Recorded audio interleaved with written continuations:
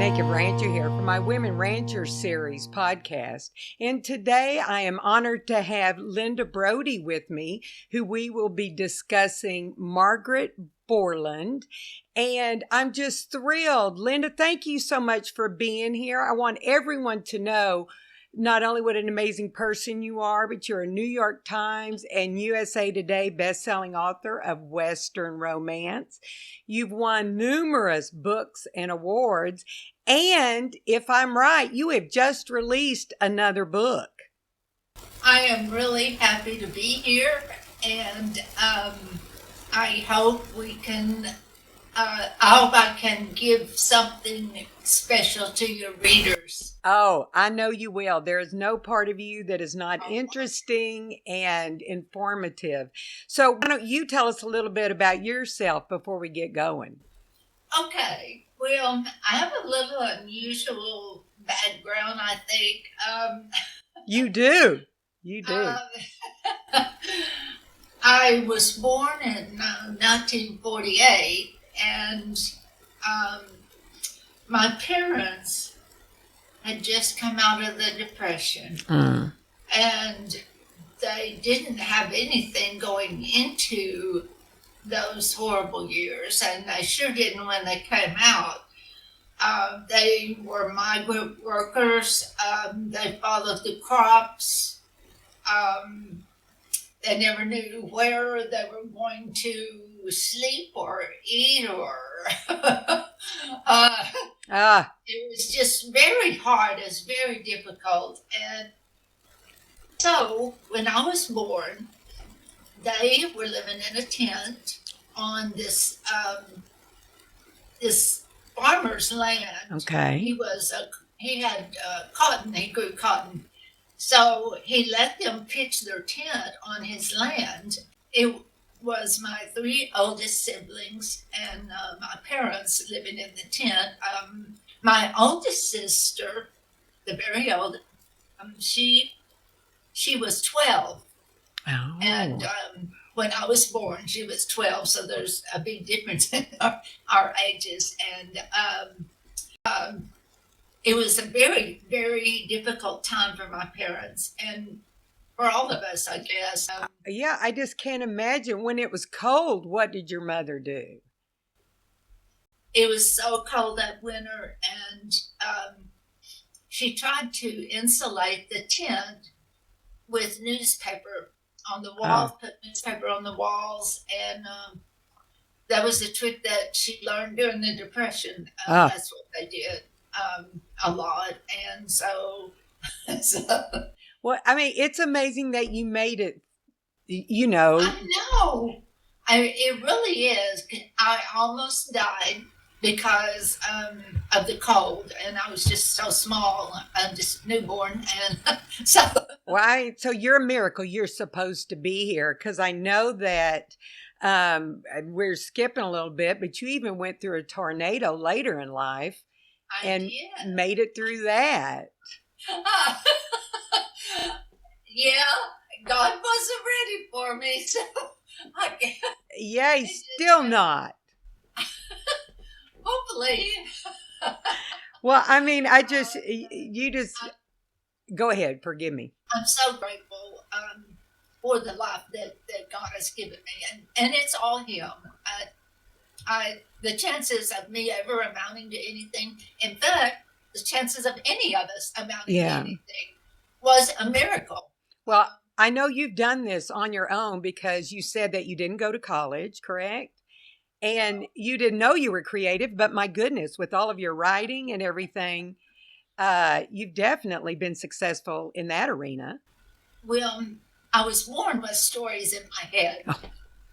And I remember the earliest memory I have. I don't know how old that was, but someone was reading a book to me, fairy tale book, probably Cinderella or something. Yeah. And I remember the magic of the words. I fell in love with words and stories. And so I was making up stories before I could even hold a pencil. Well, I mean, it's just so valuable that you have that talent, and that you enjoy writing, and you've done so well. So why don't we go ahead and introduce everyone to Margaret? Is it Heffernan Borland? Borland. All right. So why don't you start with her and tell us a snippet about her life and how you chose her? Okay. Really, I think she chose me. Oh. It was serendipitous that I ran across her. I was doing research for The Heart of a Texas Cowboy, and that book was about it. And so I was researching cattle drives and trying to get all the information I could on that, and her name popped up, and I followed the rabbit down the hole, Yeah. we do. I could get so lost in research because I'm the exact same way. I understand. Yeah, so I read about her, and it just struck me as her life. She was so strong. And she had such determination to serve. She survived cholera. She survived yellow fever. Both of those epidemics, took most of her family, but she was left. And like you said earlier, I think that God had a reason for not taking her. And where was she living during this time? She was living in Victoria, Texas. Okay. Down there, very southernmost. Yeah, down by the valley. Yeah, way down there, and but she wouldn't let anything stop her. She was so determined. I think to make something of her life. She immigrated. They immigrated. Oh, she had that Irish, grit. Yeah, that will and determination. Pure grit, and well, and then did she? I know. Did she married a few times? Didn't she? Yes, she was married 3 times. The first husband was killed in a duel. Oh, He was shot in a duel, and she had one child with him, and then she married a second time, and he had it wasn't a very large ranch. It was okay though. He had some land, and she enjoyed living on that land, and she bore him, I think, 3 or 4 children. Then he died of cholera. Oh. A big cholera epidemic happened. So her husband and a couple of And children. 2 of her children Okay. died of cholera. She was just so unlucky in love in that respect, and so she picked up again, and she ran that small ranch, and then she met her third husband. Okay. And that was Borland. She married him, and he had a bigger ranch. Okay. He was pretty well off, and his eye, and they had some more children. And in the meantime, the Civil War happened. Oh, okay. And cattle were left to roam, and there were no fences to stop them, so cattle went everywhere, and there were no men available to do anything with them. So now wait, we might have missed it during one of the blurps here. Did he die? You're saying before? No. Okay, so he's still alive, but cattle are roaming. He died after after the Civil War was Oh, over. okay. All right. But they ended up with 10,000 head of cattle. Oh, my goodness.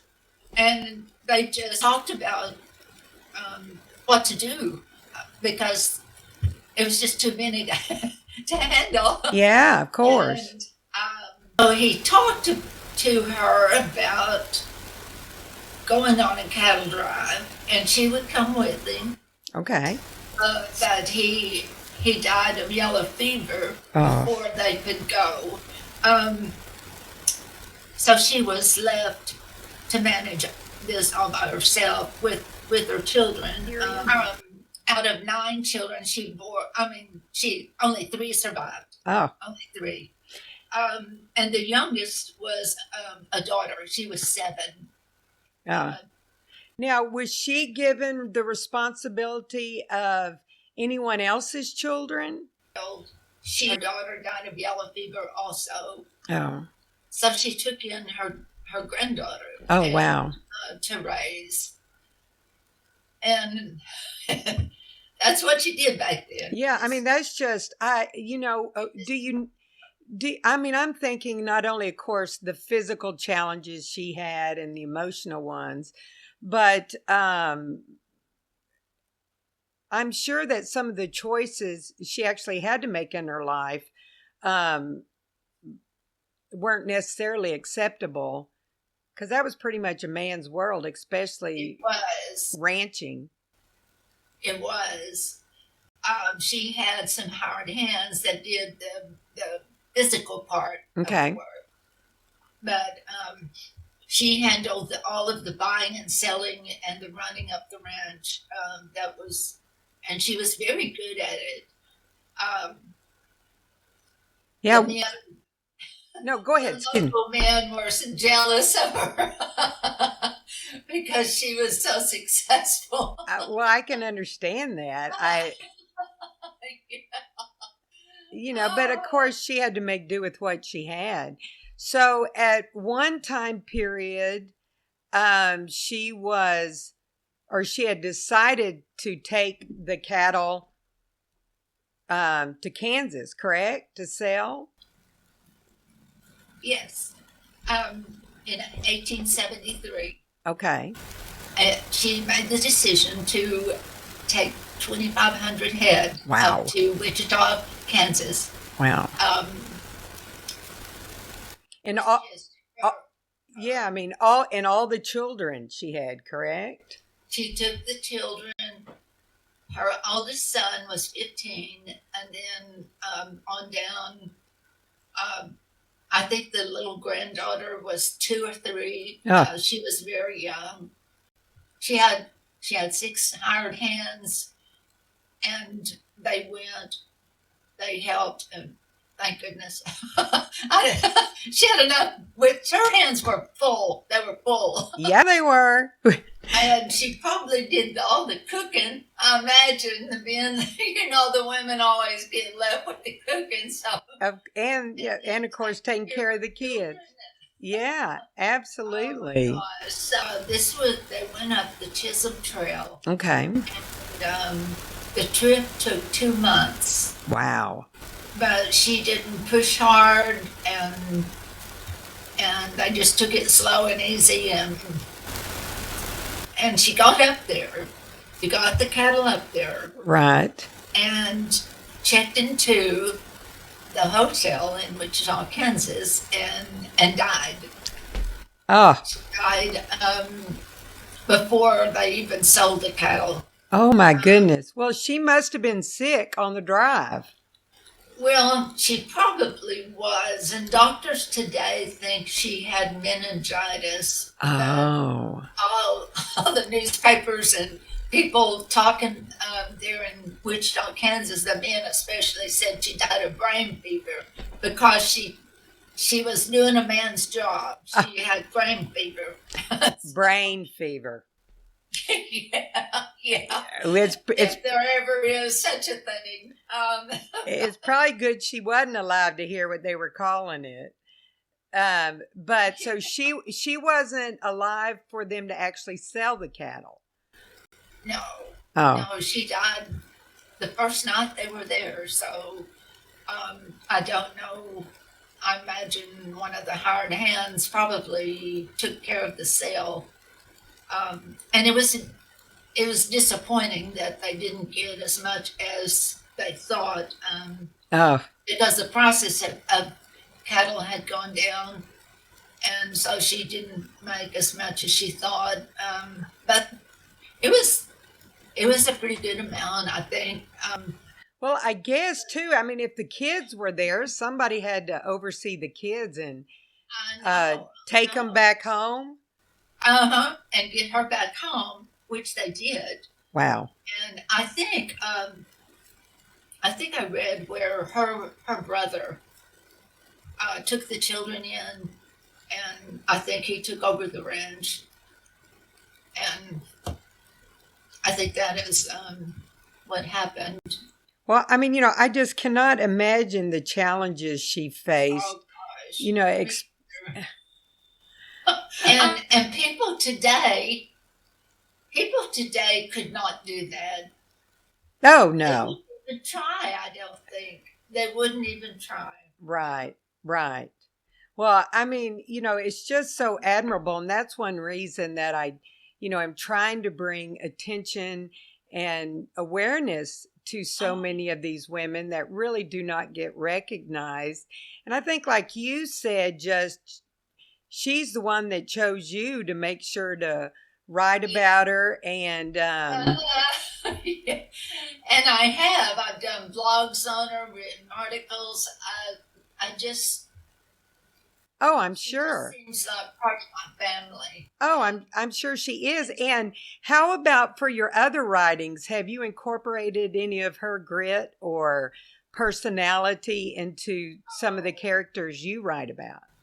Absolutely. Oh, I good. think she's in bits of her are in all of my female protagonists. Okay. They don't sit around waiting for a man. They get in there and they do what needs to be done. And they have that same grit, that same drive.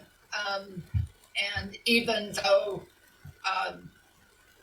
they're all poor, none of my characters are rich because I know I wrote about the poor people. Hey, They know they're poor. They want better. They have this yearning, and and they're going to work hard for it. they're willing to put in the work and for the reward. Absolutely. Well, of course, I know I contacted you after, your book and finding out that you were, the expert on her. Um, Oh, well, that's what you're getting. You're getting that little connection okay. to her. But I just think uh, that it's inspiring to think also that you did use her character for your own characters. Now, not only for you and all of your success as a writer, do one of your sisters, I believe, is a writer. Yes, one of my baby sister she is also a writer. Okay. She first wrote a series about it was a true series about life with her country music husband, Oh, okay. and going on the road with him and in the honky tonks and stuff. And so she wrote a series of 4 Interesting. books. That Okay. was her first writing attempt, and I was so happy to help her. She wanted me to write it first. She came to me and asked me to write that, and I said no, because I do not know your story. I don't. So she took classes on writing, and she learned That's to write in wonderful. it. I hope that one day some movie company will pick those up and do a movie or something about. Her husband was, of course, in a band. He had his band called the Rhythm Rebels, Okay. and they would play in these little towns where there was no law enforcement, and they would rob the banks. and Oh, they got caught, and he spent 16 years in Leavenworth prison. Oh, Yes. goodness. Okay. And he finally got out because he got really sick. He wouldn't eat the prison food. Oh. And anyway, he started a band in prison. Oh, he did. Even that. Wow. Yeah. It's an interesting story. I guess so. Well, you know what I'd like to do is make sure that I'll, of course, have your website and your connection. And you've got a wonderful website, actually, with all of your books. Uh-huh.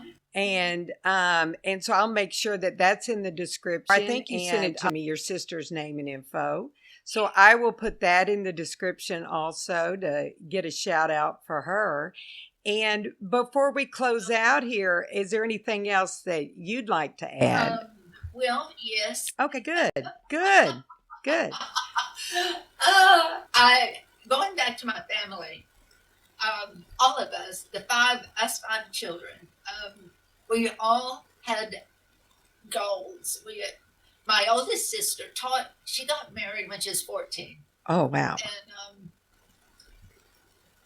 so my parents signed for her, and so she got married to this guy in the military. So she had hardly any education. She taught herself to type, and she became a secretary in this billion-dollar company. And she traveled the world. Wow. She went everywhere. And then my second oldest sister was a painter. She loved to paint. And beautiful pictures. Aww. So pretty. And then was in business for himself. He was a butcher. He owned a butcher shop. Oh. And then he really hurt his back. And then he taught himself how to be a realtor. He took all the classes. He did all, and was a very successful realtor in Houston, Texas. So we all have done, and without any help. Really. Absolutely. Just pure gumption. Well, I mean, that is impressive and admirable for all of you all. Yeah, our story is close to Margaret. She went through so many hard times, and yet she kept pressing on and kept doing what she had to do. I just can't imagine, and I'm so in awe of her. She lives inside me. I believe that. Absolutely. Well, Linda, I just so appreciate you sharing the information about Margaret with us today. And I'm hoping that everyone goes to the links that I'll put in our description so they can not only read about her, but find out about you and your family. And I appreciate you taking the time to join me today and everyone else for listening. So, Naked Rancher out.